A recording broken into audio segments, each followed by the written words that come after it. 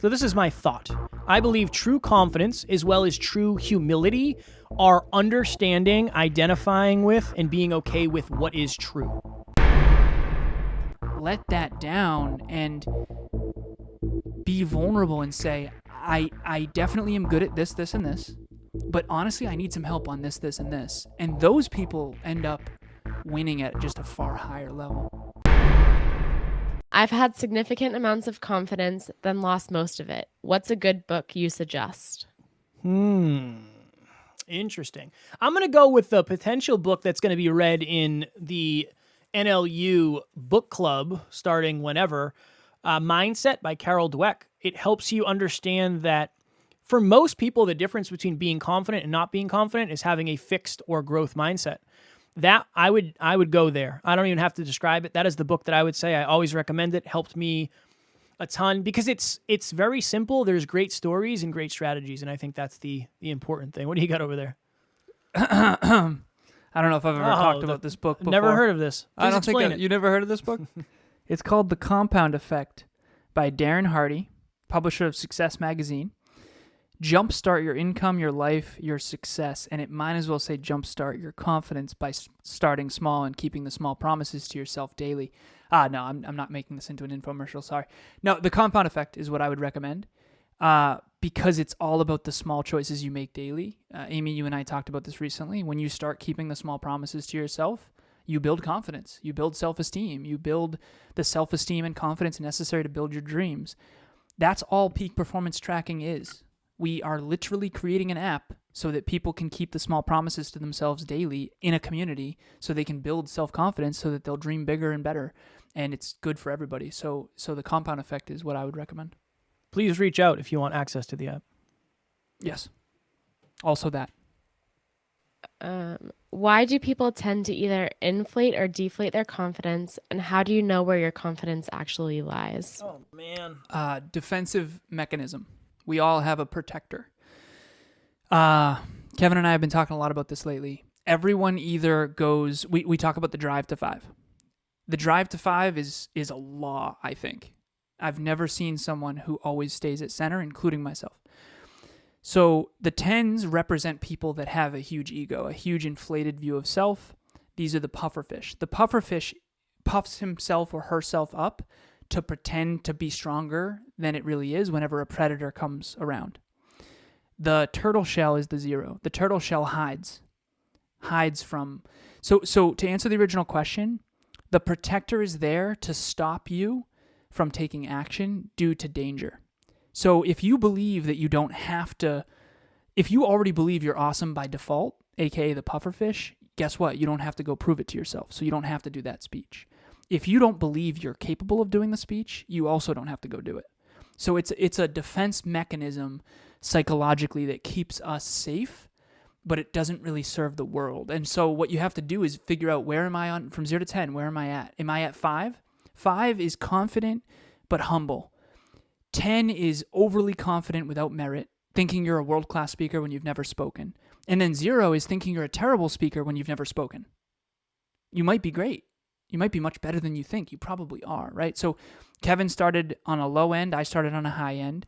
He didn't like me in high school because of it. Fact. And we now got to center, and we try to live at center. And we often say, like, where are you at? You know, sometimes on this episode, Kev, where do you think you were? I feel like I was pretty good. I feel like, I would say I think 5. Yeah, I feel like I was confident. I was playful. I didn't throw any stingers at you to intentionally harm your well-being, which is good. So that's usually a pretty telltale sign of where I'm at. What about you? Yeah. I would say pretty centered as well. I think this was one of the more centered ones. I think we did a good job, but I would say probably a little bit above 5. That's usually where you live, though. I usually live under a little bit. You usually live over a little bit. So usually like 6 and 4, probably. And we have flip-flopped before, yes. For sure. Yeah. For short times. We have many but stories. remember, everyone has a home. Are you a pufferfish or a turtle? Pufferfish is inflated self-worth, inflated self-confidence. That's not real. Turtle shell is deflated self-confidence, deflated self-worth. The answer that I would give to that is that it's ego. I think true confidence, so this is my thought. I believe true confidence as well as true humility are understanding, identifying with, and being okay with what is true. I think the ego flares and people get arrogant. And I think when you eliminate the ego, not eliminate, when you understand the ego, that's true confidence. True confidence is going into a conversation knowing things might go wrong or getting quote unquote found out and then just admitting it. I think that's what true confidence really, really is not letting the ego's defense mechanisms take over. And I think that's why people go one way or the other. Yes, it's a defense mechanism. And part two, the other layer, is they have not worked on confidence yet. They have not worked on truly becoming confident and really, really trying to get control of their ego, which again, that has taken a long, long time. And I still have my bouts where I get triggered and want to fight back for sure. Same. Vulnerability and courage. It takes courage to be on this show right now, live. All of our friends and family could watch this at any time. Anyone from our past, anyone who's friends on Facebook, I have 5,000. I think Kevin's up in the 3s or 2s. I don't know how many. Take it easy, man. But it's a vulnerable place to be, to share our life with everyone. 1,500 people listened to Kevin and I yesterday. All over the world. That's such a vulnerable thing that takes so much courage. And so vulnerability and courage, I would say those are the antidote to any sort of, if you're on the low end of Drive to 5, you need more courage. If you're on the high end of Drive to 5, you need some vulnerability. You do. You need to be vulnerable. You need to lay down your guard. You're not that great. It's okay. You don't have to be perfect. And I've been on both ends. It's really important to try to live in the truth. And this is something Kevin and I work on every day, genuinely. Oh, yeah. How can I be more confident in the rooms where I feel small?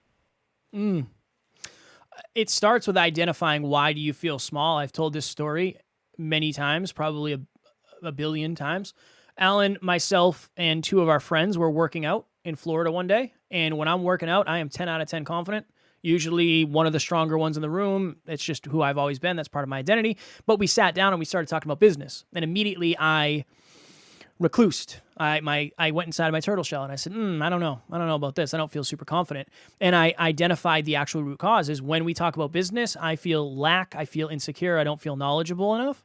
So I think you have to figure out what are the common denominators between the rooms that you're in where you feel small. That is the first thing. Get to the root cause and then overcome your natural tendency.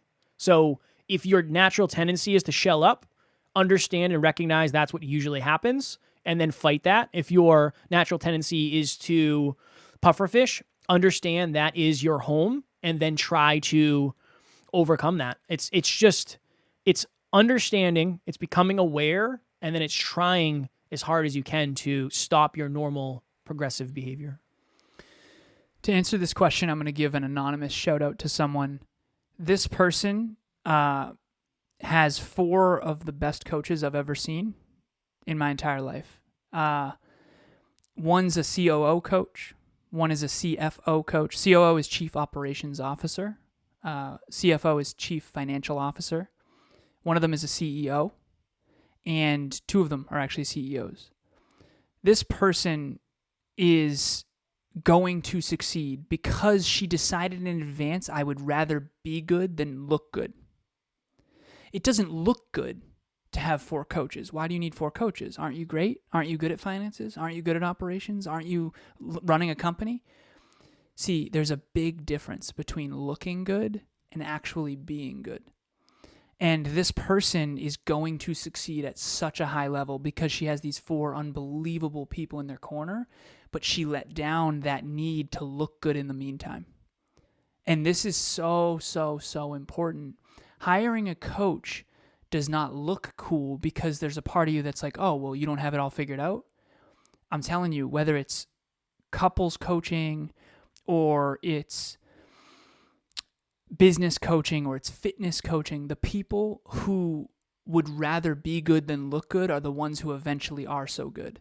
And you know, that's true humility. And so I'll answer that question with that example of someone who is really more concerned with actual real life skills and knowledge and awareness and capabilities than with whether or not other people think she's great. And I think that's really important. We need to let go of this this need. We all have it. We all have this need to we want other people to think we have it all figured out. And you really do have to kind of let that down and be vulnerable and say, I definitely am good at this, this, and this, but honestly, I need some help on this, this, and this. And those people end up winning at just a far higher level. Hey, I wanted to give my experience working with Kevin and the rest of the Next Level University team. It has been such a seamless relationship. He is so easy to work with, Kevin, and he gives you all the information you need, but doesn't overwhelm you. He's also meets you where you're at. So whatever you want to do, he'll make it work. And it's just, there's no stress, there's no drama. And everybody else that I've worked with has been patient with me because I am not technologically savvy. So they've been helpful and patient and just encouraging. And it's just been a fantastic experience. I highly, highly recommend working with them. What is something that you are still not confident about, and how are you working through it? Oh, man. Go ahead, Jeff. You want to start? You want me to start? It's up to you, brother. I'll hammer it.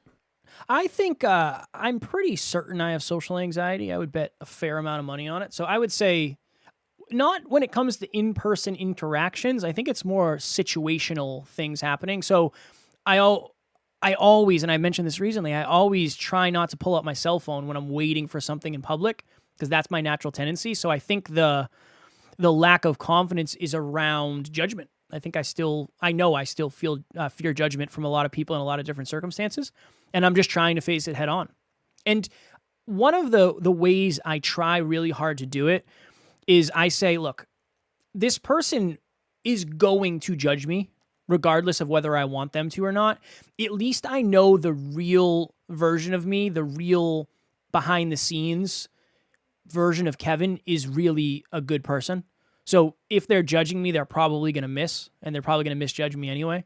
I think that's how I've done it is, look, I work really hard on myself, and I feel like a pretty humble human who's trying to do good in the world. And behind the scenes, I really enjoy my life. So worst case scenario, this person misjudges me, and it might hurt for a second, but at the end of the day, when I get to go home and I get to go to real life, I'll be happy there too. So I can handle a little bit of this discomfort here. There's a lot of layers and nuances to everything. So I'll give an example. Fitness is one thing.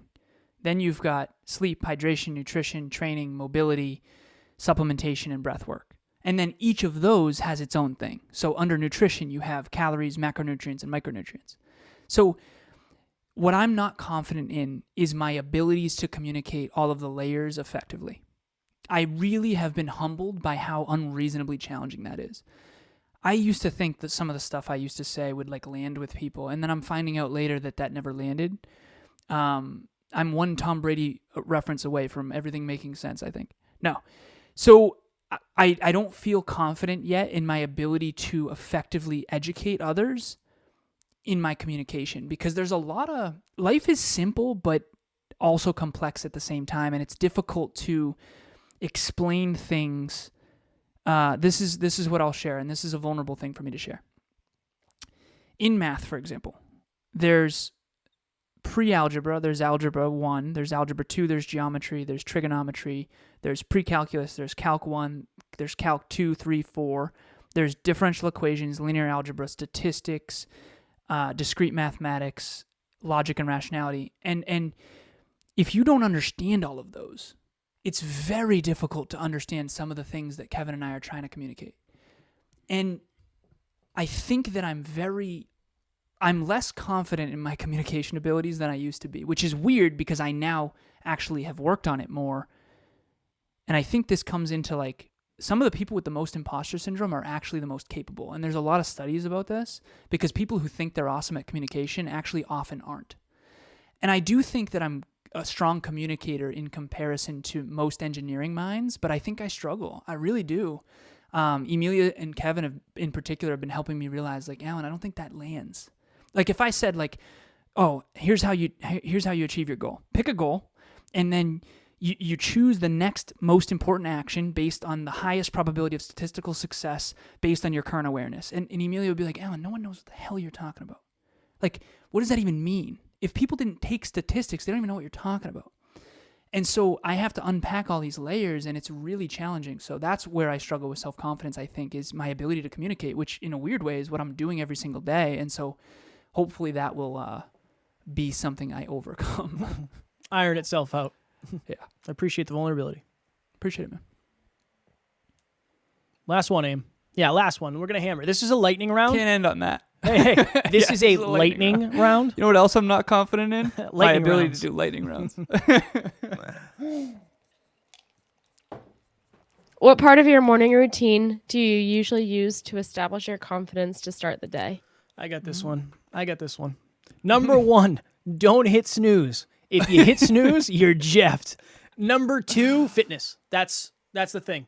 When I go to the gym, I'm able to have a little bit of ego in the morning, and it helps me start my morning in a physical way, keeping the promises I set out from the night before. I would say that, honestly, though, the snooze button.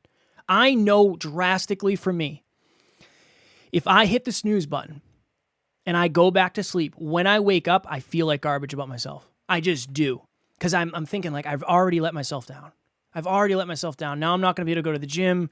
Now I learn on the treadmill and I listen to books on the way to the gym and when I'm doing mobility. Now I got to find a way to squeeze 45 minutes in that I don't have.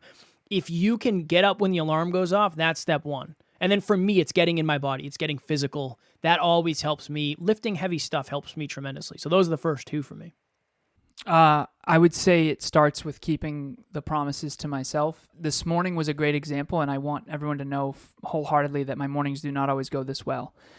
Wake up, next to the fireplace, there are 2 yoga mats. Start doing mobility.